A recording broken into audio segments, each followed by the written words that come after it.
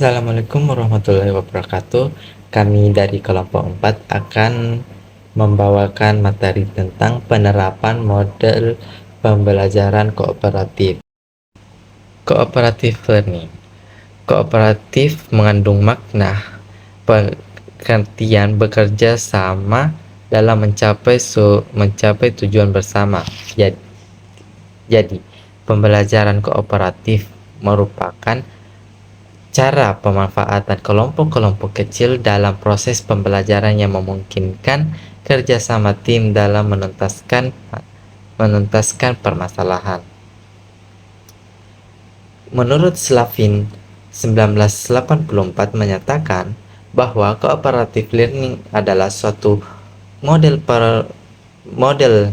pembelajaran di mana pembelajar belajar dan bekerja sama tim dari kelompok-kelompok kecil secara kolaboratif yang anggotanya aktif dari 4-6 orang dengan struktur kelompok yang bersifat heterogen.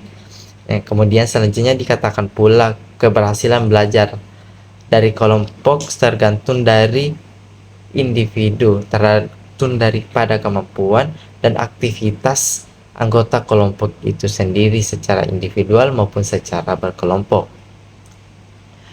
Pada dasarnya, pembelajaran cooperative learning mengandung pengertian sebagai suatu sikap atau perilaku bersama dalam bekerja atau membantu di antara sesama dalam struktur kerjasama yang teratur dalam kelompok.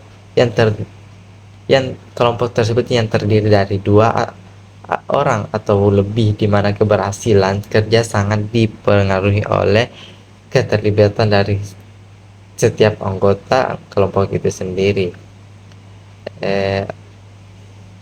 Keberhasilan dari kerjasama tersebut yaitu hasil belajar akademik, penerimaan terhadap perbedaan individu, pengembangan keterampilan sosial dan lingkungan belajar dan sistem pengelolaannya.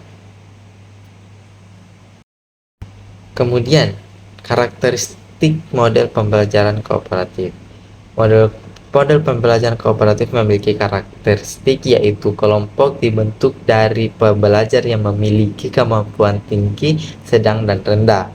Kemudian, jika memungkinkan, setiap anggota berasal dari ras, budaya, suku, dan jenis kelamin yang berbeda.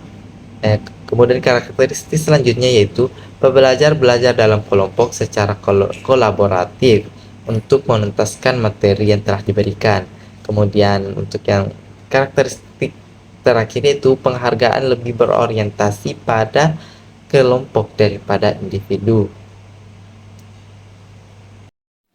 Selanjutnya adalah prinsip dasar dalam pembelajaran kooperatif.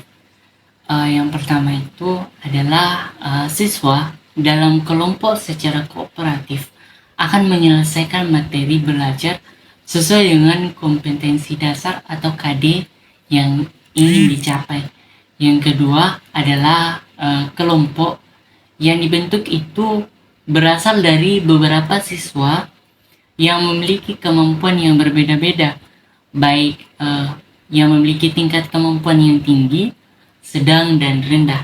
Yang ketiga itu penghargaan lebih menekankan kepada kelompok daripada masing-masing individu. Selanjutnya adalah 6 langkah model pembelajaran kooperatif. Yang pertama, menyampaikan tujuan dan memotivasi peserta didik. Guru akan menyampaikan semua tujuan pelajaran yang ingin dicapai pada saat pelajaran tersebut dan memotivasi setiap peserta didik untuk terus belajar. Yang kedua, menyampaikan informasi, di mana guru akan menyajikan informasi kepada peserta didik baik dengan peragaan atau teks. Yang ketiga, mengorganisasikan peserta didik ke dalam kelompok-kelompok belajar. Guru akan menjelaskan kepada peserta didik bagaimana caranya membentuk kelompok belajar dan membantu setiap kelompok agar melakukan perubahan yang efisien. Yang keempat, itu membantu kerja kelompok dalam belajar, di mana guru akan membimbing kelompok-kelompok belajar pada saat mengerjakan tugas.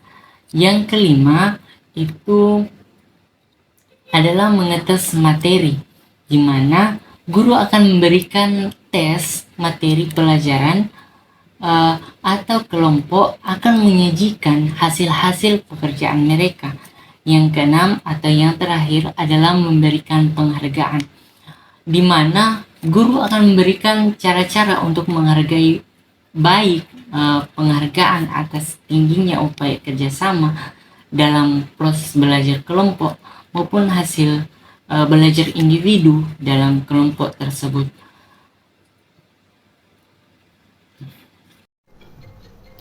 Materi selanjutnya adalah perangkat pembelajaran kooperatif. Yang pertama adalah skenario pembelajaran. Kita ketahui, skenario belajar merupakan perencanaan atau rancangan situasional yang dibuat oleh seorang pendidik atau seorang guru untuk mengarahkan proses pembelajarannya di dalam kelas. Selanjutnya yaitu buku siswa. Buku siswa dirancang untuk memfasilitasi pembelajaran kelompok atau mendorong interaksi antara siswa. Selanjutnya itu ada LKS atau lembar kegiatan siswa yang mengharuskan siswa belajar dalam mengisi dan menyelesaikan soal atau tugas-tugas yang diberikan oleh seorang guru. Yang selanjutnya adalah kegiatan kooperatif. Kita ketahui kegiatan kooperatif dalam pembelajaran yaitu melibatkan siswa dengan siswa lain atau bekerja sama di dalam kelompok kecil untuk mencapai tujuan bersama. Yang selanjutnya itu instruksi kooperatif. Kita ketahui dalam pembelajaran adalah panduan yang diberikan kepada siswa untuk bekerja secara efektif dalam kelompok dengan tujuan mendorong kolaborasi, tanggung jawab individu, dan keterlibatan aktif dalam proses pembelajaran. Yang terakhir, yakni rubrik penilaian. Rubrik penilaian adalah alat yang digunakan untuk menilai kinerja siswa berdasarkan kriteria yang telah ditentukan. Baik, itu tadi perangkat pembelajaran kooperatif. Selanjutnya materi selanjutnya yaitu prosedur lomba. Materi selanjutnya adalah prosedur umum model pembelajaran kooperatif yang terbagi atas 3. Kita bisa lihat di samping. Yang pertama, orientasi. Pada langkah ini, pelajar diberi kesempatan untuk mengungkapkan pendapatnya tentang apa saja termasuk cara kerja dan hasil yang diharapkan atau sistem penilaiannya. Yang kedua, kerja kelompok. Pada langkah ini, pelajar diberi kesempatan untuk mengungkapkan pendapatnya tentang apa saja yang termasuk cara kerja dan hasil akhir yang diharapkan atau sistem penilaiannya. Pada tahap ini, pelajar melakukan kerja kelompok. Yang ketiga atau yang terakhir adalah penilaian. Untuk mengukur kompetensi setiap pelajar, tetap dilakukan evaluasi individu berupa kuis di setiap akhir kerja kelompok. Tepatnya adalah pelajar belajar dalam tim dan menuntaskan materi pelajaran melalui lembar kegiatan siswa atau LKS. Adapun materi selanjutnya yang akan saya bawakan yaitu tipe model pembelajaran kooperatif.